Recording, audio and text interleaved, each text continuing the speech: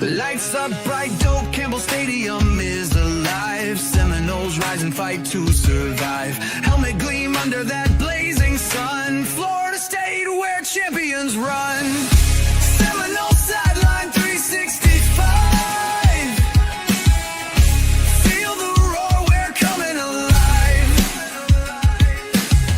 Garnet and gold in the battle we thrive. This is our house where legends arrive.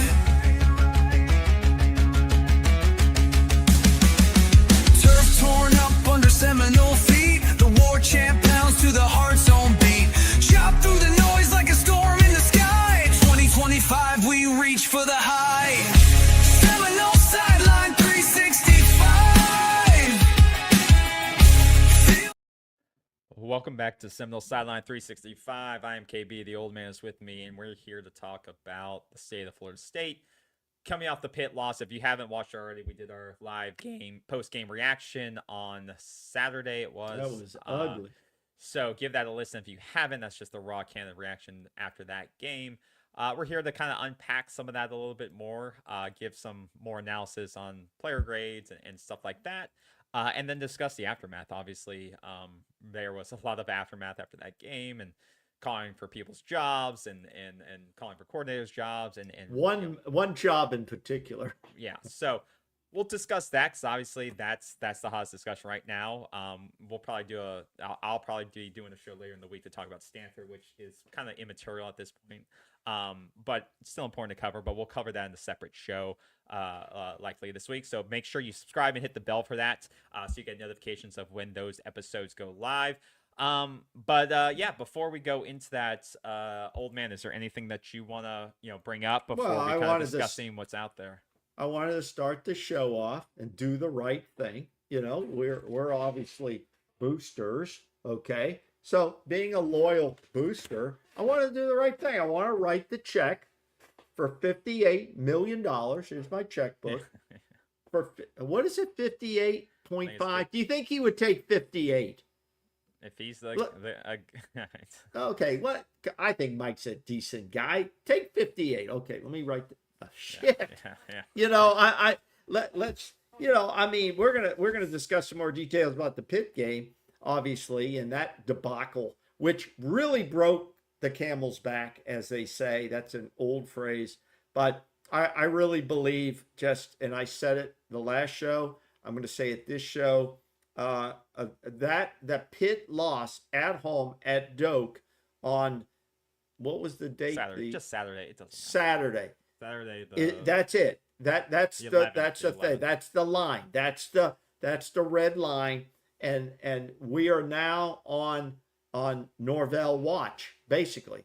And how many days, weeks, months, or seasons he is not the future of this football team. And it's sad. It's sad to say that. You said it last week. You think Mike's a good guy. Somebody in the comments said, well, how do you know he's a good guy? I don't know. You were just asking too about he's got a black eye. I don't know where maybe he got hit with a football. I don't think anybody's asked. Did anyone ask about that? I don't think anybody's asked about that. Maybe the SID at the press conference said don't ask about it. I don't know. We're not there. But he does have a black eye, and it's getting worse, as somebody on another show said. So I'm not sure. I don't know if you can't even see it there. Yeah. And it's not a big deal. But the program, let's say this. It's fitting that Mike has a black eye and the program has a black eye at this point, because there's no way this program now, it's out of the ACC race, it's out of the playoff race, it's out of the national championship race. We're just trying to win a football game to survive and maybe get to 6 wins. It's possible we could win out. I'm not saying it's out of the odds are against it, but I think we're going to win probably the next couple of games. I think we're going to win Stanford, and I think we're going to win Wake Forest, and we have a bye there before Clemson, I believe. But I don't care what happens. He could win out. It doesn't matter at this point, KB, in my mind, and I want you to remark to this. In my mind, this was the turning point for Mike Norvell.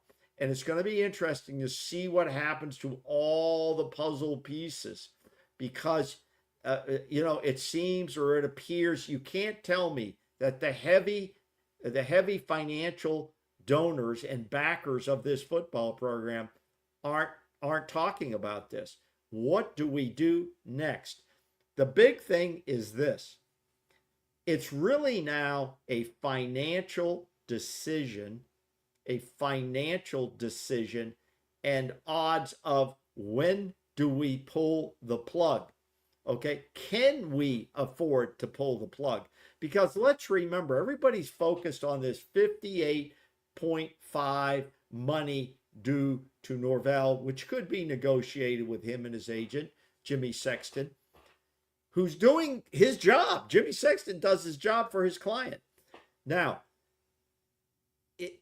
you have to remember, when you pull the plug on Mike Norvell and you pay out all this money over time or in one big check or whatever the hell they do, you've got to go out and hire someone where you're going to probably pay, I don't know, I'm guessing another $50 million plus more to staff.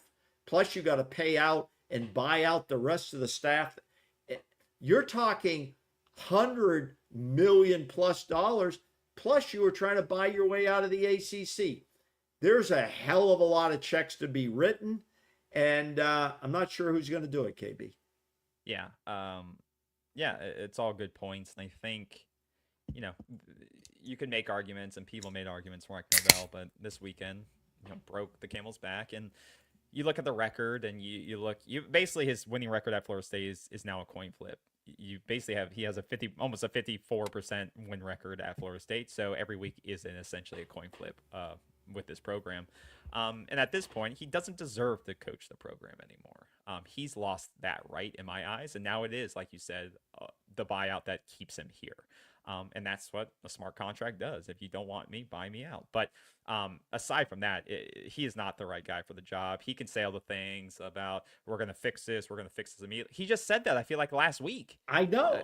And it didn't get fixed. It got worse. It somehow got worse, Mike. So Mike is either lying to himself, lying to the players, lying to the staff. Well, he said it back in 2024. No, I think he said, yeah. So, but he said it last week against Miami when we looked like crap. He said the week before against UVA when we looked like crap. Oh, we're only a couple plays away. But we're not. We're multiple plays away. We're multiple players away. We're multiple coaches away from being a very, very, very good football team. And that falls on him as the CEO, the kind of the head of this program. And he's failed. He's failed multiple years. And it's not the standard of Florida State. And I find it hard that anybody can defend him and his tenure at this point in time. And like I said, I've tried. No, let me finish. And I find it hard. And I at times did defend him and wanted to give him a chance, especially this year. And the tools he brought, new staff. I gave him because he did wipe the staff. I think he wiped the staff too late into his tenure, but he wiped the staff. He started a new coaching, no new philosophy, did the hard things that he didn't want to do, getting rid of guys. And it looked like it was going to work, but it's too little too late. And we're seeing the issues of lack of recruiting and lack of execution, but it's not even just lack of recruiting. It is just a coaching failure because we're getting beat by teams who have less talent than we do on paper. And it's not, and you'll see Jordan Travis on his podcast says you have to go out and buy talent. No, Jordan, we're losing to teams that are 50th in the recruiting rankings right now. It's not about, we don't need to buy more talent. We need to coach the talent. We need to develop the talent. We need to execute on the field. And that falls on the coaching staff. It's not about buying the most talent. It's about executing on the damn field. The Florida State team that Jordan Travis was a part of wasn't the most talented. It wasn't a top 5 class. It wasn't a top 7 class. Mike Norvell's never had a top 10 class. So the players that were around Jordan Travis weren't all-stars, weren't Hall of Famers. And Jordan Travis was third string. Most of them aren't even NFL players right now. But somehow they found a way to execute. But that's the thing. They're not executing consistently enough. They're not executing last year. They're not executing this year. That falls on Mike Norvell. It's the inability to take the talent that he has and do something with it. And it's also the same thing, though, in the same regard, he's not getting enough elite talent, too, to make up for some of those shortcomings. So he's not able to get elite talent, but he's also not even have the ability to get most out of the talent that he gets, and it's also bad evaluations. You'll see coaching, you'll see the guy at Indiana. He's not racking in 5-star talent, but he took a lot of the players he had at JMU, where he was very successful, brought them over to Indiana, and he wins football games. And he's going to get a new job. We'll talk about that. But that's an example of a guy that can evaluate, he can develop, and he can get guys to execute at their highest potential and more on the field. This team so often does not even hit 100% execution on the field, and they don't play above their level. They play below it. And that's why they lose football games. That's why you have multiple fumbles per game. That's why you drop key passes. That's why you don't block consistently. That's why you give wide open. That's why you give up explosive play after explosive play. That's why you give up 3rd and 18. That's why Tony White's throwing his players on their bus saying, we can't even do the advanced stuff because people can't get in position. Mike, this all falls on you. This also falls on Tony White to get the players in the right position, to hold them accountable. If the guy's not doing the right thing, get him off the field. Or he shouldn't even been here. You should have, when you were hired, said, this guy can't cut. I watched all the tape. He can't figure it out. Get him out. But now they're saying, we're making adjustments. We're making adjustments. You've had 3 weeks to make adjustments, loss after loss after loss. There's a whole tape of your linebackers not performing well. And you haven't adjusted to make something that doesn't allow you to give up 31 points per game. This defense is worse than last year's defense somehow. And so it's not just a throw money at the problem issue for players. It's putting those players in a position to do something and to execute on something. Not just it's baffling to me. Some of the takes on this about we got to spend more money on players. We got to get the fans to give us more money to spend it on players. This Jordan Travis take is absurd to me. This is saying that we got to spend more money to win. No, the teams that we're losing to, especially UVA and Pittsburgh, aren't spending more money to beat us. They're game planning us, they're out executing us, and they're evaluating better than we are. That's why we're losing. That's why a 3rd-string quarterback came in and kicked our ass. Sorry, you can go forward. All right, let me tell you the defense of Mike Norvell, what's out there, and let's see if there's any reason to it, which I don't think there is, but all right, based on just the power, what I call power 4 teams, we're taking the cream puffs out. We beat Alabama convincingly. Okay. Yeah. No arguments there. No arguments there. We lose to UVA in double overtime. Double overtime, I believe it was. Double overtime. That's competitive. That's highly competitive. But even that's a game you said, okay. Okay, just wait. Let me finish. I'm trying to show you the defense of Mike Norvell. Sure. That's highly competitive. Sure. It could have gone either way. Sure. We lose to Miami, who is number 2 in the country, which a lot of people think maybe should be number 1 in the country. Many people believe they will win the ACC crown, and many people believe they'll be successful in the playoffs in competing for the national championship. We lose to them by 6 points. Even though they did dominate most of the game, we scored a lot of points in the 4th quarter to come back. We lose to Pittsburgh by 3 points. By 3 points. Mm-hmm. So with those 3 losses, you're highly competitive in each of those. And if you could have made a couple of plays here or there, or not turned the ball over here or there, you possibly could have won all 3 of those games. And we'd be in a different situation. So is it fair to say that Mike Norvell's program is a complete shit show, dumpster fire, or is it fairer to say he's been highly competitive this season. He just hasn't been able to close on the victories. No, that's the argument that's out there. Plus, when you throw in this check, that the amount of money, which is a substantial amount, does that help him stay or leave? And that's a question for a later episode.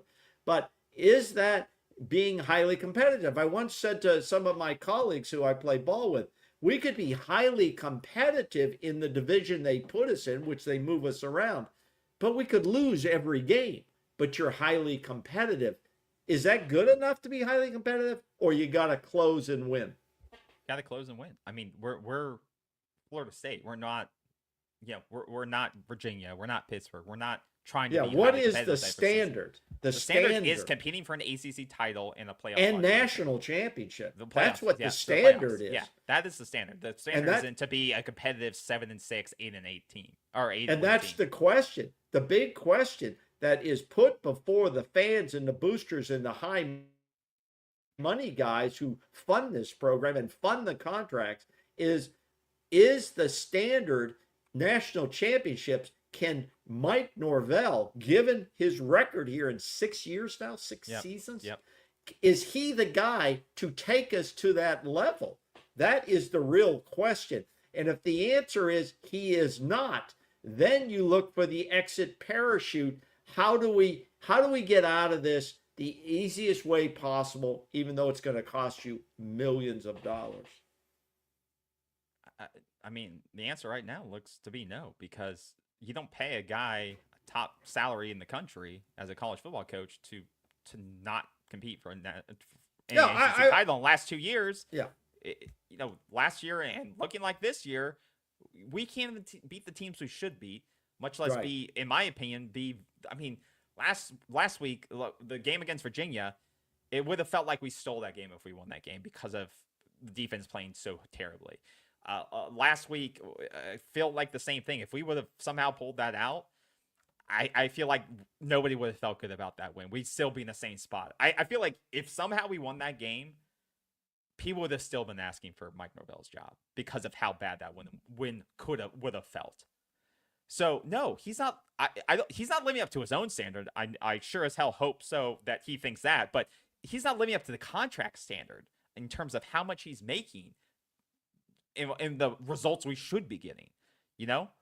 So we're not in competing for a playoff spot the last 2 years. We haven't competed for a playoff spot in all those 6 years. One of those years, obviously, we were, but 1 out of 6 isn't good enough for what we're paying you and what you've been paid, and for a $58 million buyout attached to that contract.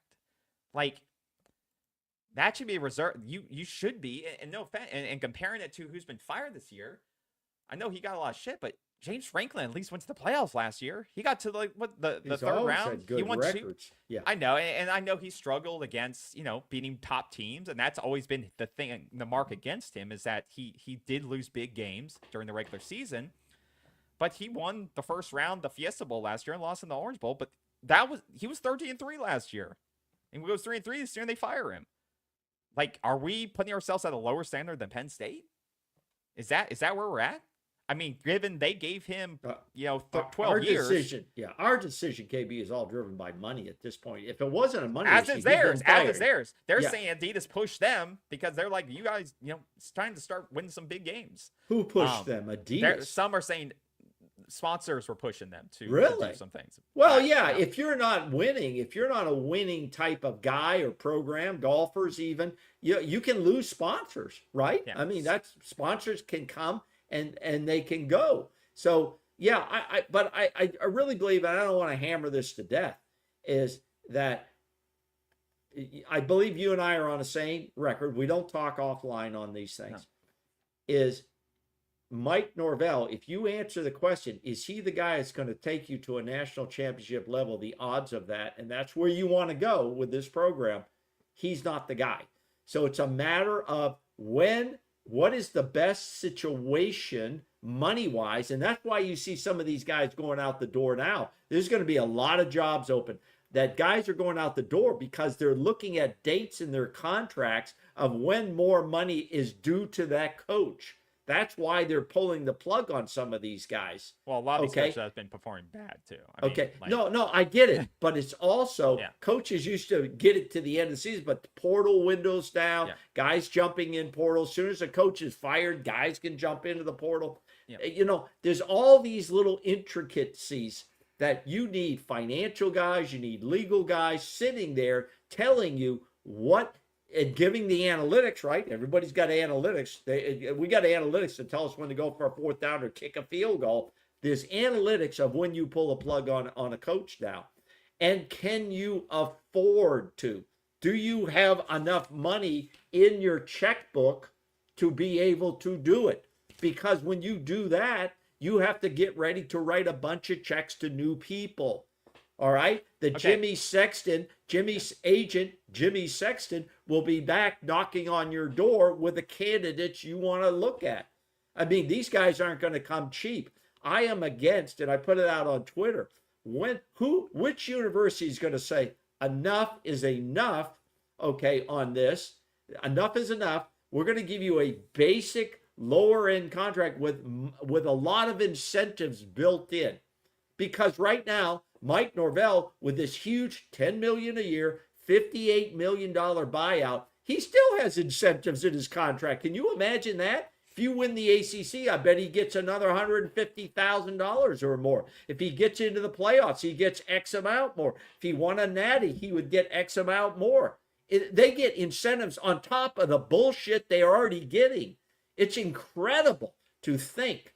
It's incredible to think how much these guys make. These guys are making, Mike Norvell makes more in one season, losing season, than most Americans will make in their lifetime. Okay, but you can say that about no, pro but I'm athletes, right? saying, that's a stupid comparison. That's no, every I don't, athlete. well, in the I don't world. think it's a bad comparison. Most WNBA players I'm make more. And saying- they make nothing compared to pro athletes. I know. I'm saying though, when universities don't have unlimited money, okay? Universities aren't supposed to be business operations in a sense. At what point do the donors start saying, "Nah, I'm done. I'm done signing checks"? Or do we go to them? Does Alford go to them, and do we trust Alford now at this point to do the next hire? You know, I need another 10 mil. Can you guys? It's those guys in the small circle with the big checkbooks that are going to make this next decision, and will have a proving power on who the hell comes in here. And Norvell, like I say, days, months, seasons, he is gone as soon as that exit strategy comes up and all the numbers fit. One thing, a couple of things I want to follow up on. And no disrespect to Mike as a personal man or anything. It's yeah. all about coaching profession and results. This is all about the stats. It's all about the stats. It's nothing personal. You don't fire a person because of personality or anything like that unless they do something drastic. But no, it's all about the stats. But with that, how much do you put on this for? How much of this is on Alford for? He signed the renewal. He re-upped it. How much is this on Alford for making a potentially horrible financial decision to extend that contract because of a good year? I mean, I think he has to accept some responsibility for this. You know, I think he does have to accept some responsibility for the risks and what he did, and based on one season, Mike Norvell had 2 back-to-back seasons that were decent, and that's been the extent of it. But yeah, I think there's some responsibility there. But he is the athletic director at this point, and he's going to weigh in. Okay. Yeah. But some people are saying that you should can the AD with the head coach. I don't think that's fair, because obviously AD impacts all sports, right? It's not just football, and I think Alfred's done a great job of hiring the right people across many sports, soccer, baseball. Yeah, I think he has the right standard of excellence. I think he made the right decision with basketball, but that'll play out as it plays out. But I think he's made the right moves, and contracts are contracts, right? You're playing a game of a number that's growing and growing every year, and you have to make competitive offers and negotiations. And he's not the guy making the he's not. There's lawyers involved. There's a lot of people involved in these decisions. So I don't think it's fair for people to say, oh, it's on Alford, and I think that's a hot take there. But Well, I think he takes some responsibility. when Mike said he was going to fix things, I think we could look at this for a minute and say, okay, as I said, in some defense, and I'm not here to defend Mike, he has to have his record and his statistics to bear it out one way or the other. As I said, we could say Mike has made this team more competitive. He's made the team highly competitive despite losing to the Power Four teams. He's 1-3 at this point. 1 win against Alabama, 3 losses in the ACC. And the Cream Puffs, we don't even talk about those. They're an outlier. They screw up the statistics. That's all they do. Okay, so I would say this. I think it's fair to say this, and then your comment. I think it's fair to say the offense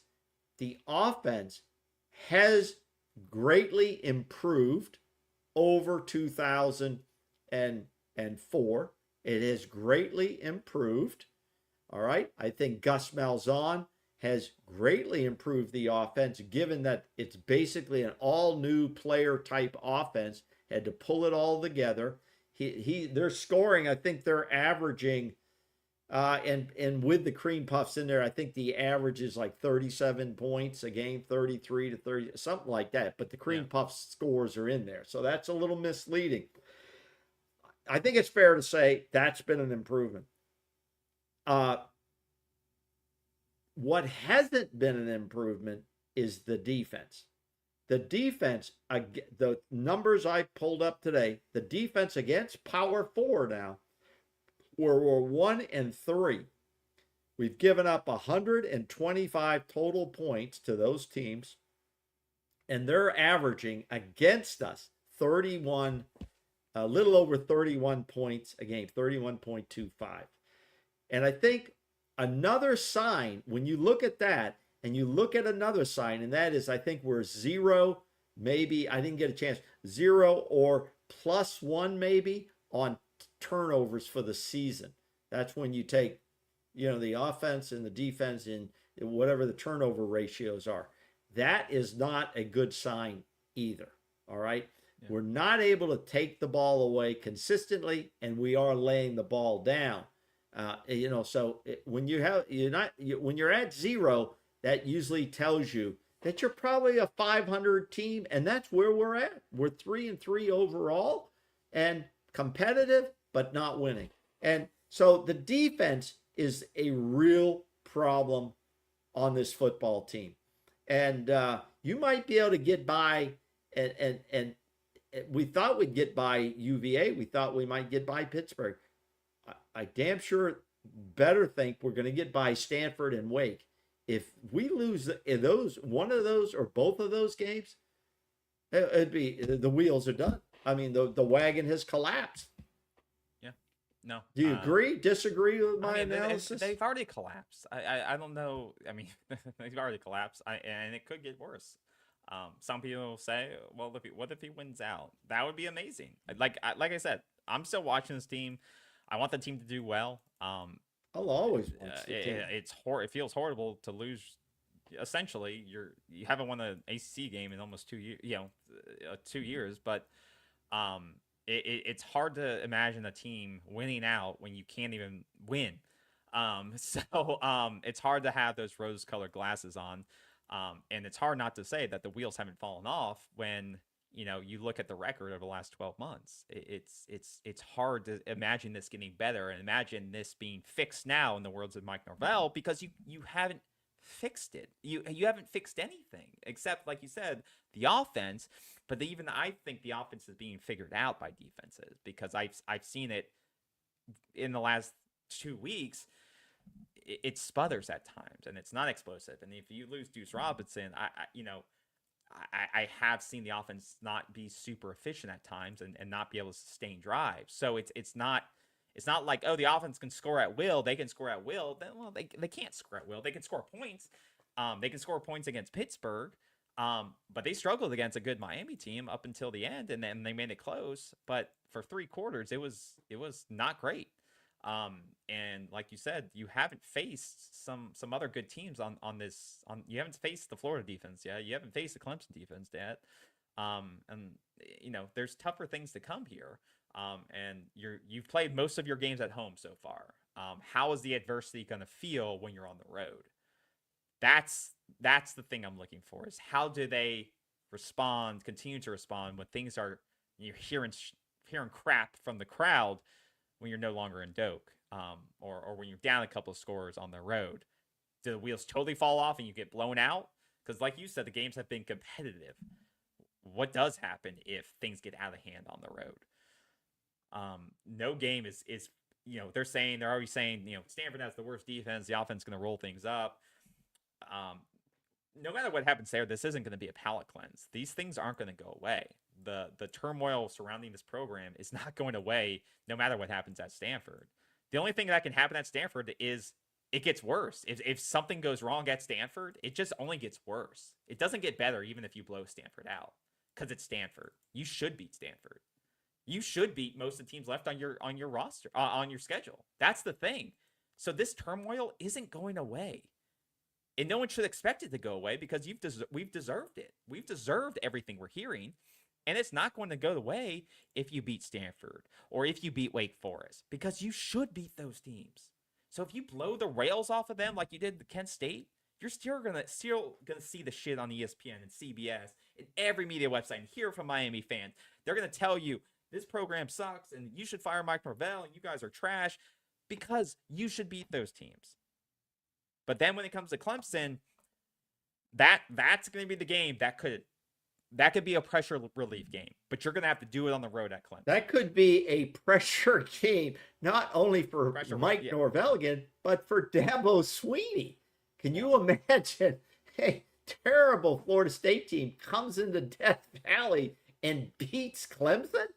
Can you imagine that? That could be the nail in his coffin.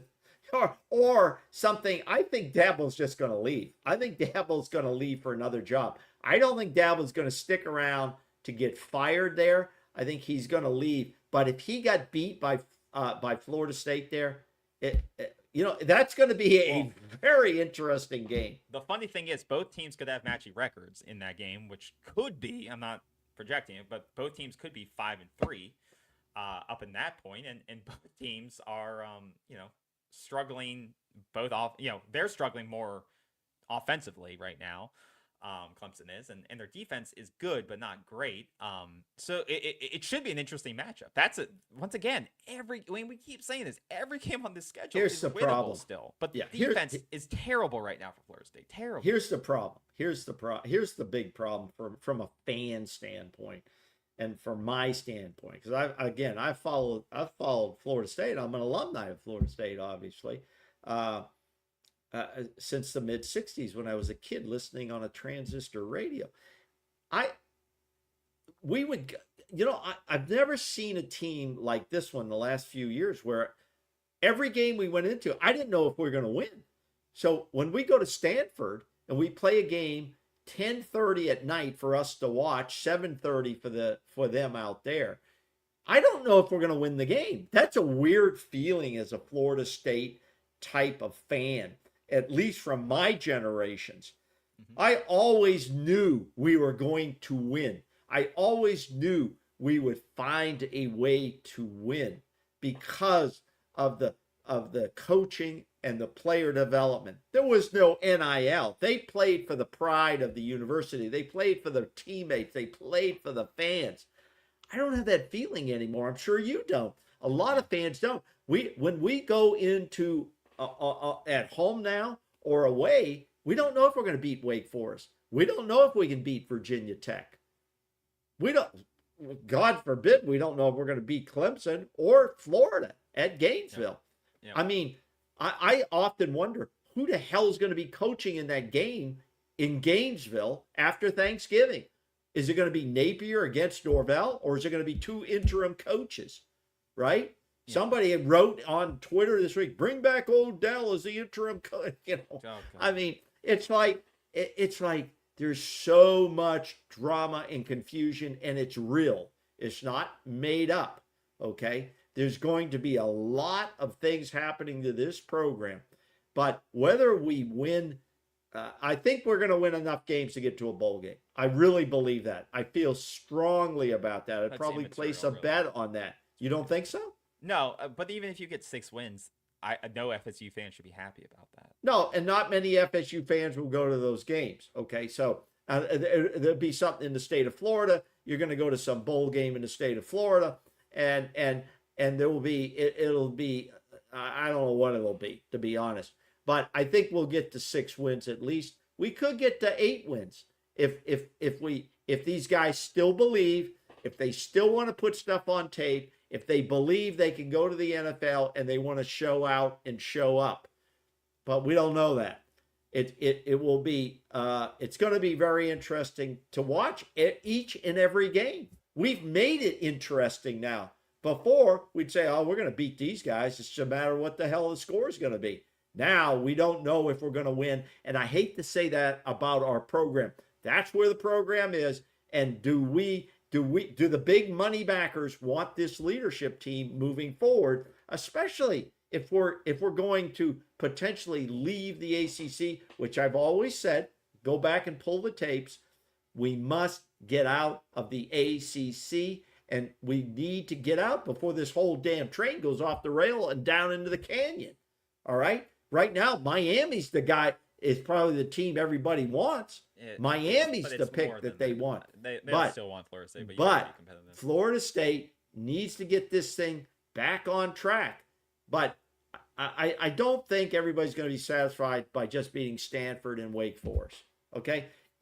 I think Mike can definitely keep his job, one, because of the big money due, and if he beats Clemson, if he beats Florida, that would make people feel better, even though Clemson and Florida are having down years. Yeah, I mean, that would definitely help. And like you said, it just feels like you don't know what well, at this point, you kind of, and I said during the reaction show, you don't know who's going to win, but you kind of know what to expect from this full team. You know that the offense can score. Now, like I said, we should score against Stanford. Now we should. But like I said, Stanford isn't going to tell us much. If you struggle, it's going to tell us that you are regressing as a team. If you do what you're supposed to do, it doesn't tell you anything because you should do it. The next 2 games aren't going to tell you a lot.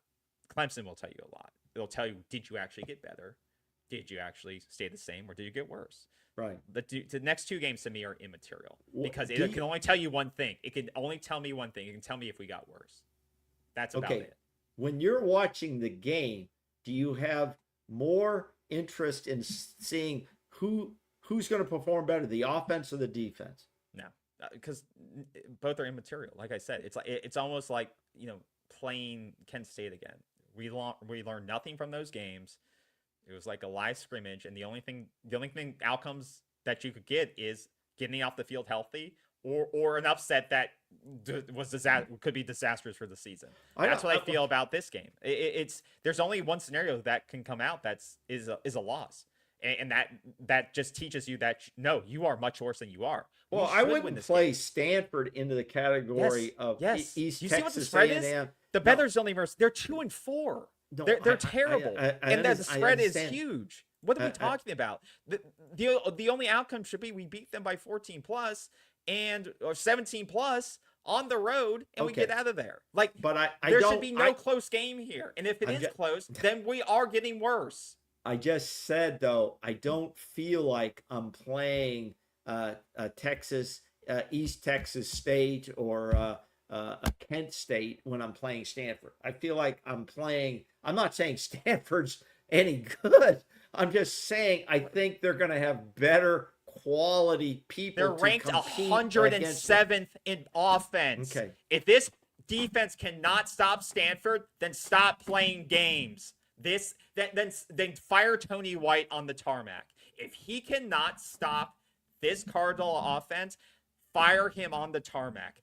Get him out of this program. If he cannot figure it out or figure out how to communicate with his defensive players like a man and a coach, then fire his ass on the tarmac.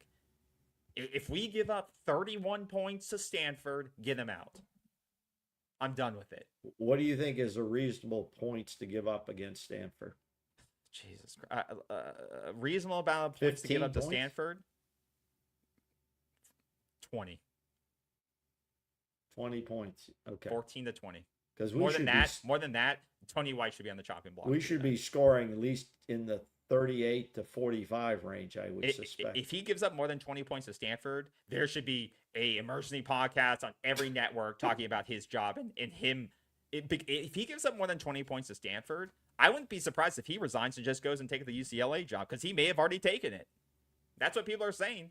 You think so? People are saying, but why do you think the defense got so bad after week 1? May have already taken that job already. So maybe he's the one that just leaves the plane at the tarmac, because maybe he's already in California. Might as well get off. I don't think he's going to get that job. He may have already taken it. We don't know. I don't think so. We don't know. I'd be shocked. I'd be shocked that story hadn't been broken by someone nationally. I would be shocked. Okay? I don't think that's happened. Now, he could still leave for another job at the end of it, but I think his stock's slipped. I think his stock has slipped. What's it? He stopped coaching. Well, I don't think he stopped coaching. Listen. Defense has gotten a lot worse since week 1. A lot worse. I want to take you back to, I don't want to go back to 1960. I don't care. No, I'm not talking about that. I'm talking about you've coached a little bit of ball, not at these levels. I've coached some ball, not at these levels. And I never stopped coaching when I maybe had some losses. But you get distracted if other opportunities come along and other people try. You can get distracted, and that 5%. I'm not even sure I would be distracted, because as a coach, you're constantly trying to get the best out of your players, and you want to look good. It's a selfish thing that you want to look good.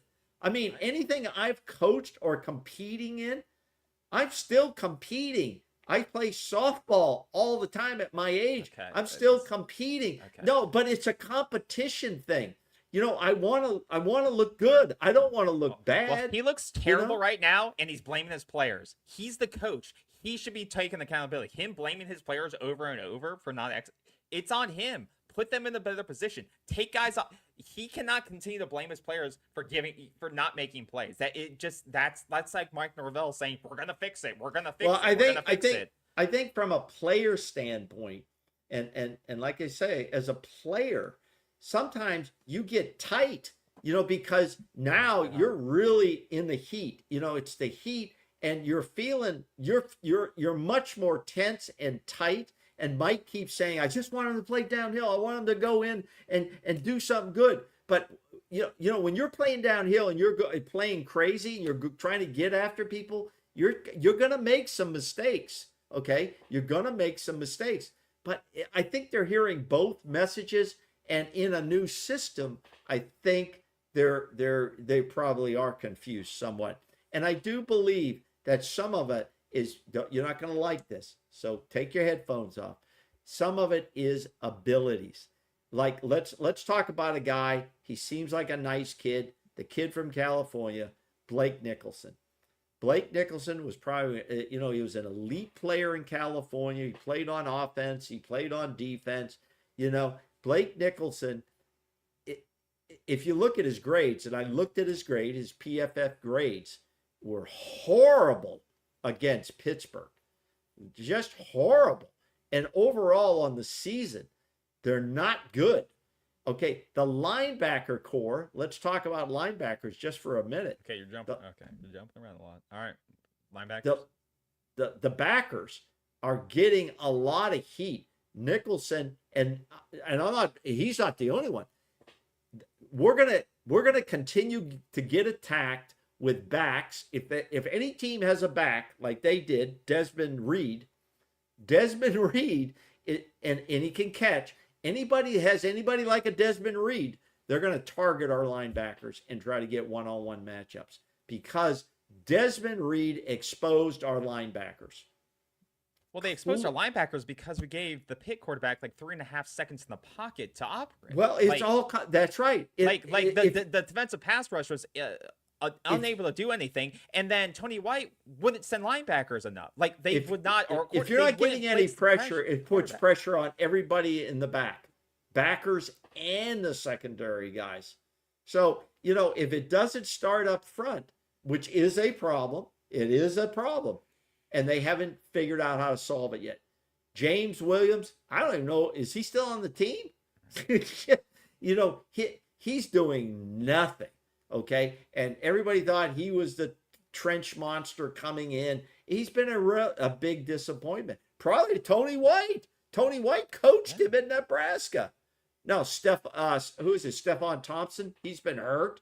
He's been in and out of the lineup. He's been disappointing as well, but he's been hurt. So we don't get injury reports. We don't know. But certainly James Williams has been a disappointment. Stephon Thompson, who knew the system, James Williams, who knew the system, have not helped this defense at all at this point. But I'm not sure anybody has. Okay? So there's a lot of finger pointing that can go on in the locker room or vice versa.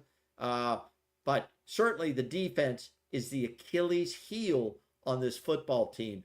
And we're gonna have to see if it's going to get better. It's going to get better or not. That's going to be the challenge for Mike Norvell and staff. Yeah. Like I said, it can get better because it's been so bad the last couple of weeks. It can get better.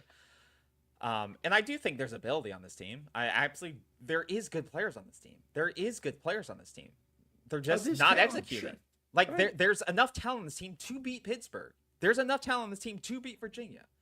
There's enough talent on this team. Oh, of course. To compete and beat Miami. Of course. Not every single time, but you can. They're not executing. They're not putting themselves in position to succeed. They're making dumb plays. You can see it on the tape, and you've probably seen this all over your timeline. They're making, whether they're in their heads or mispositioning themselves or not, they're not confused, whatever it is. And that goes into player development. That goes into practice. That goes into everything the staff is doing. So it's on the players. It's also on the staff. So it's not about the lack of 5 stars. Having more 5 stars does help. That does help. But that's not the reason you're losing these games. These games are all very winnable if you make the plays.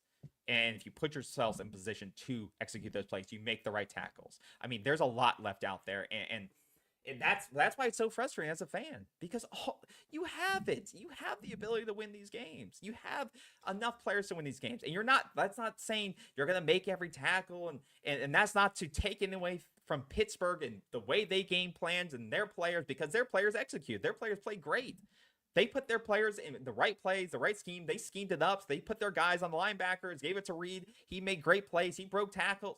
Reed was a monster. Desmond Reed was a monster. That quarterback, their offensive line played their ass off, and they gave their new quarterback time to execute and carve up that zone. That's great game planning, and they execute at above their level, right?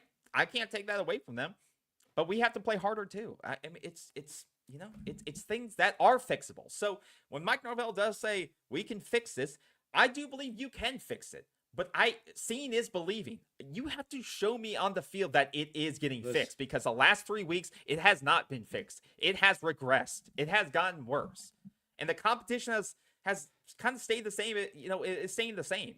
It's not like you're playing Ohio State every week, right? So you got to show me something, Mike. You got to show me fixes. If we can't compete successfully in the ACC, it's going to be more difficult to compete outside the ACC, given the current state of the program and the coaching.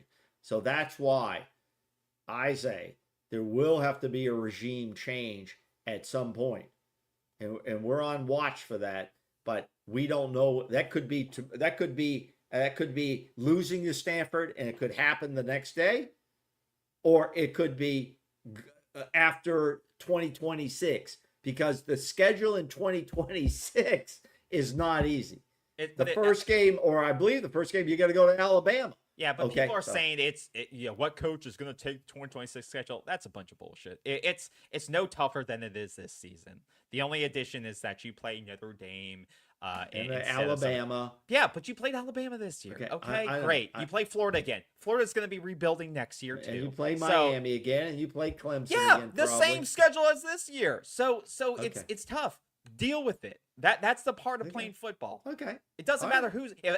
You know the coach you want that wants to play that schedule. That's what you want. If a coach shies away from playing that schedule, then don't fucking be here. Go play San Diego State's schedule then. Go. Then don't hire an assistant coach that's scared of that. That's what we don't want. So get over that. So anyone that tweets who wants this hellscape schedule, it's not a hellscape schedule. And anyone who's too scared of that, get away from this program. That's what I don't want. The other thing I want to bring up is that anyone that says Mike Norvell doesn't have the resources to succeed is an idiot. He has top paid assistants. He's got top 15 in NIL spending. He's got new facilities. He's got a brand new stadium. He's got all the resources to succeed, and that's why it's disappointing to see him recruit at a poor level. That's why it's see him execute at the poor level and see this program have a 500 ACC record in his tenure. That's why people are disappointed in his performance, because he has all the reasons. They've invested in him to succeed, and he hasn't.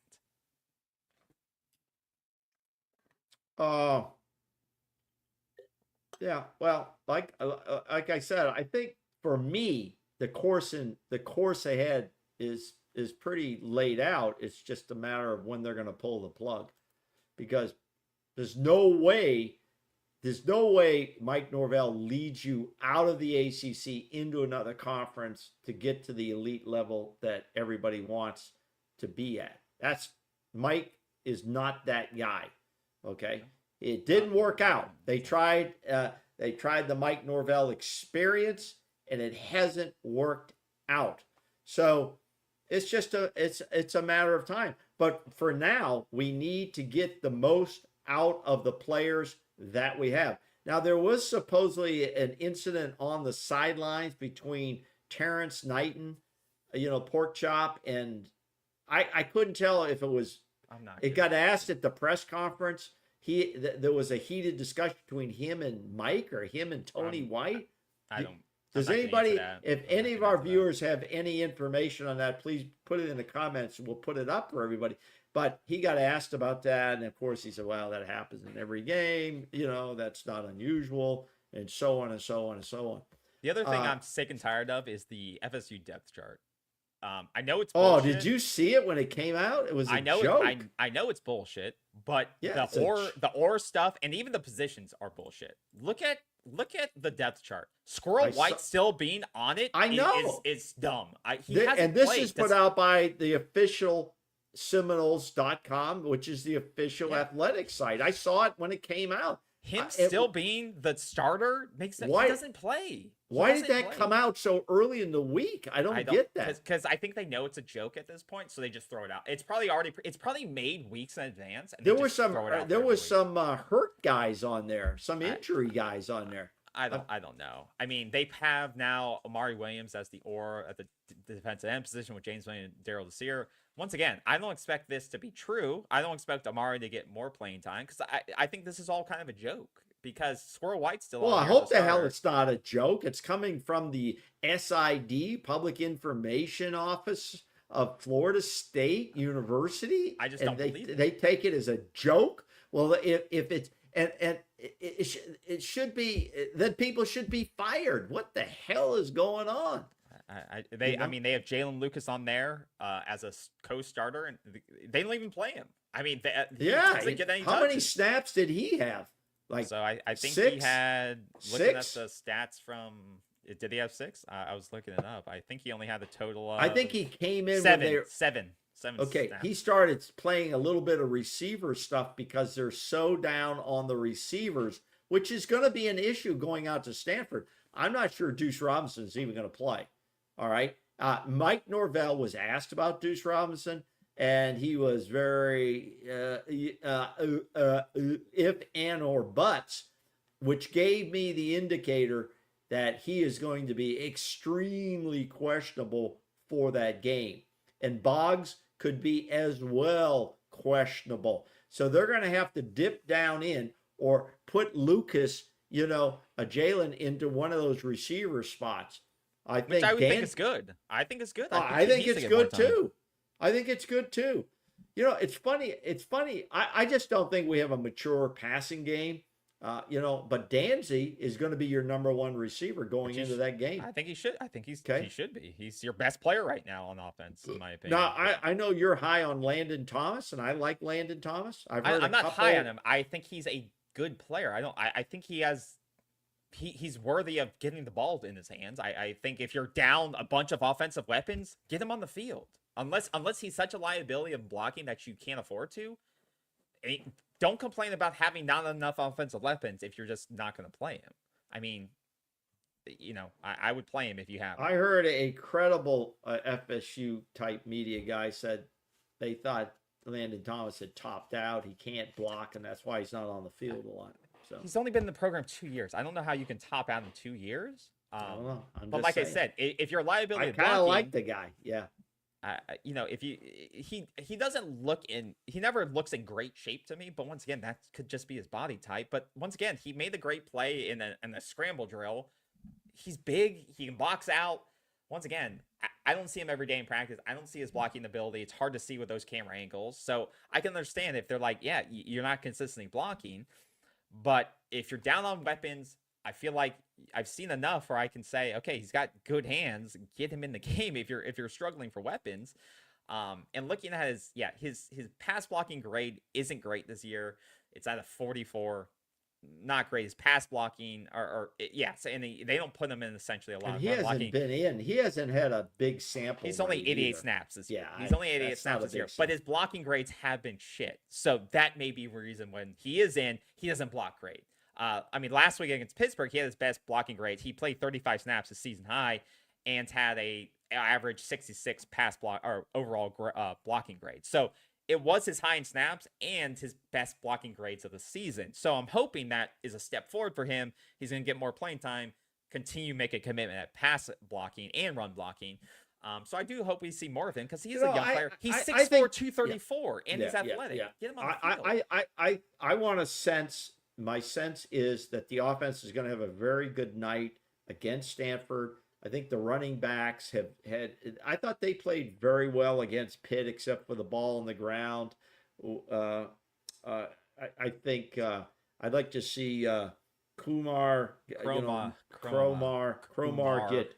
He looks good when he gets the ball. He looks good when he gets the ball. Sawchuk is doing well. He's doing well. I think the running backs will be fine. I hope we get back to the rush, play action, and because they're not gonna. I think they're going to be a little leery to throw to our wide receivers. Who's going to start? You got Danzy. You could have Elijah Moore out there. You could have Jalen Lucas, in a slot. Something of that nature.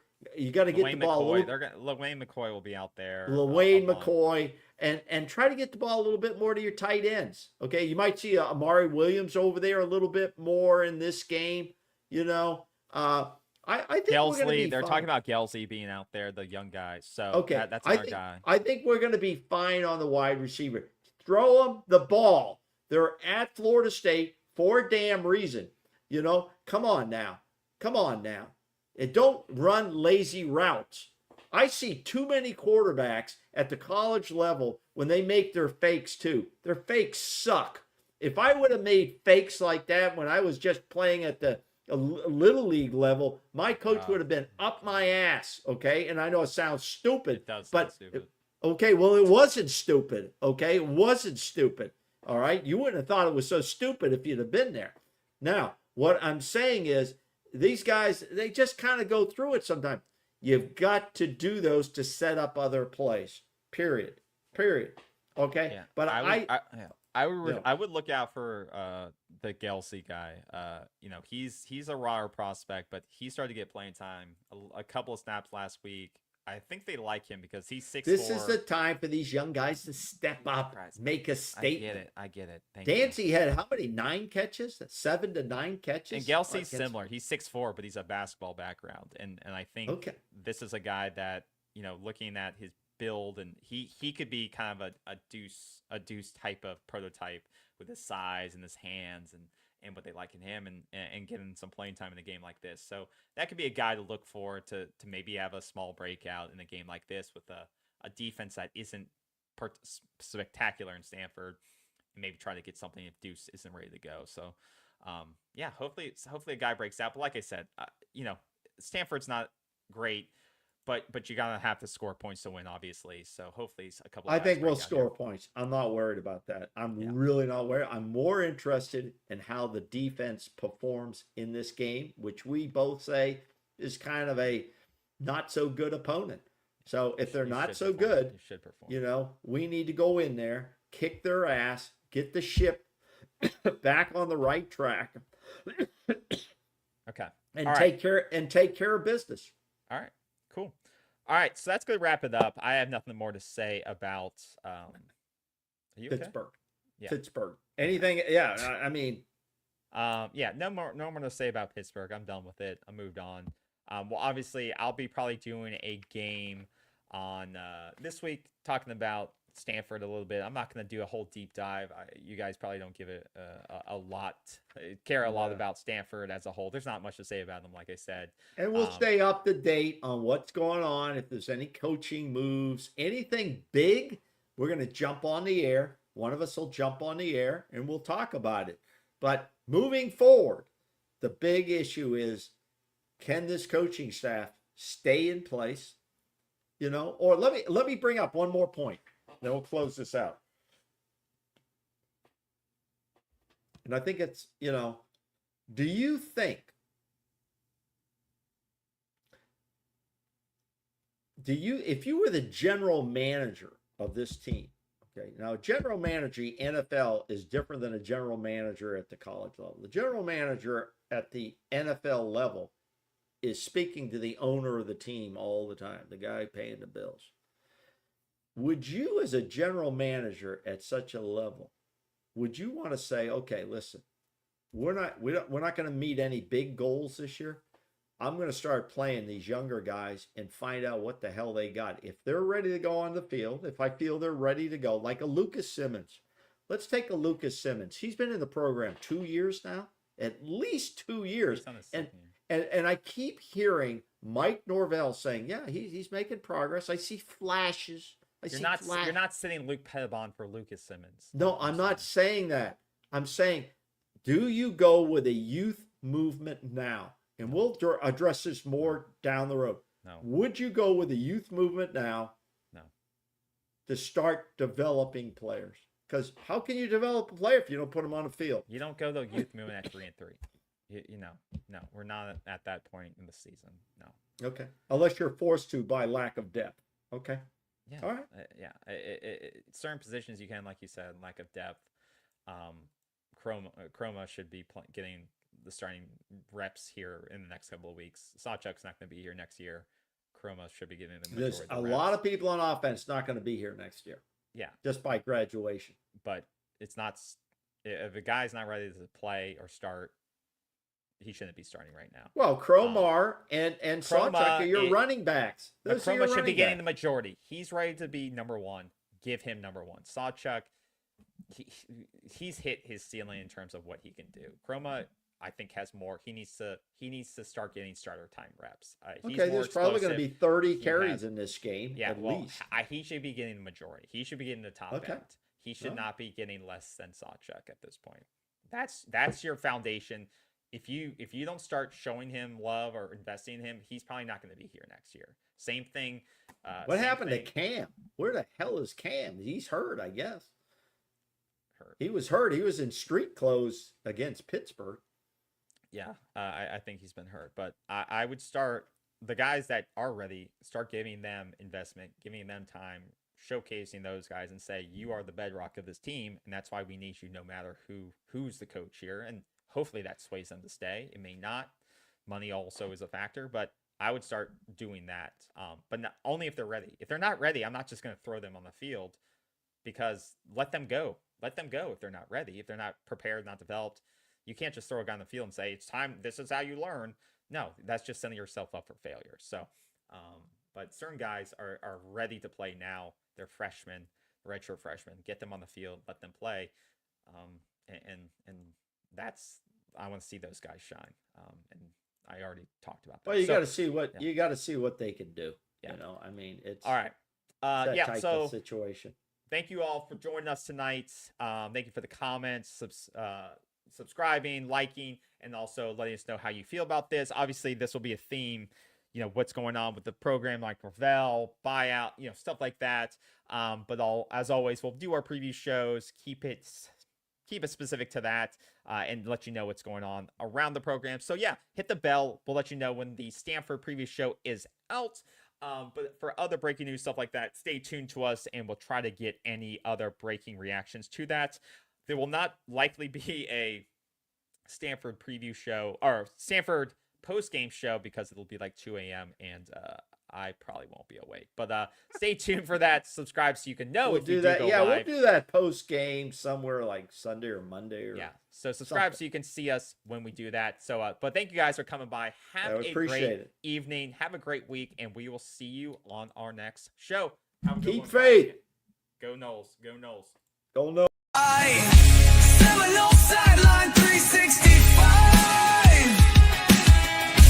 Feel the roar, we're coming alive. Garnet and gold in the battle we thrive. This is our house where legends arrive. Every yard we take.